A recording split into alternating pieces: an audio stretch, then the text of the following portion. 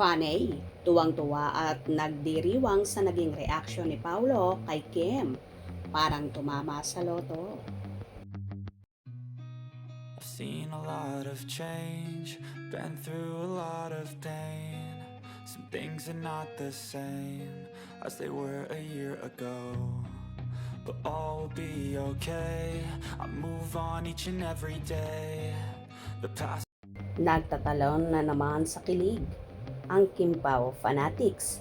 Nang masipat na mga ito ang naging reaksyon ni Paulo Abilino sa Instagram post ni Kim Chiu na ngayon ay nasa Korea pa rin para sa Seoul International Drama Awards 2024. Nag-react si Paulo Abilino sa mensahe ni Kim na nagpapasalamat ito sa recognition na ibinigay sa kanya ng nasabing South Korea-based International Award, giving body para sa award nito bilang Most Outstanding Asian Star.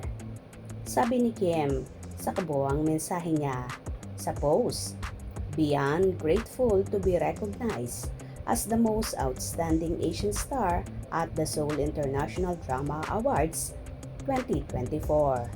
Honored to represent the Philippines on this incredible stage. Thank you ABS-CBN at Star Magic Pills at Dreamscape, #Linlang Family, and to all my supporters." Sinundan niya pa ito ng heart icon, Korean flag, hand praying at Philippine flag emojis. Kabilang sa bumati kay Kim, si Paulo. Isinulat ng aktor ang katagang congratulations, kasunod ng isang clapping hand emoji. Say ng mga netizens sa thread ng comment ni Paulo, ang reaction daw talaga ng aktor ang hinihintay nila na nangyari na.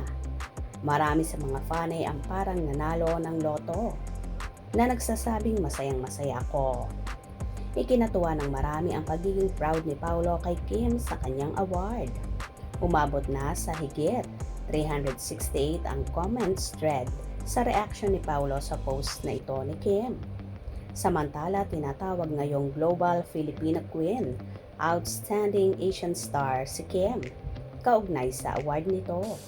Gaya ng dapat asahan, pagkaganda-ganda ni Kim sa kanyang peach makeup at color motif ng suot nitong gown. Well, isa nga si Paulo sa napapabalitang kasintahan ni Kim na sobrang saya sa natanggap na award ni Kimi at so proud itong ibinandera sa social media. Ang paghanga niya kay Chinita Princess na ngayon lang siya naging ganito ka-vocal sa mga naging kaparehan niya, even sa mga naging karelasyon niya. Hindi niya ito ginagawa. Tanging kay Kimi lang siya nagkaganyan. Proud boyfriend kasi ang peg ni Paulo. Umami na kasi para mas lalong happy ang lahat. Anyway, triple naman ang saya na nadarama ni Kim sa kakaibang experience na ito, kaya todo pasasalamat siya sa mga co-stars sa seryeng Linlangs at sa pamunuan ng ABS-CBN, lalong higit sa kanyang mga avid fans. Congratulations, Kimi! Hope you enjoyed. Please subscribe for more info.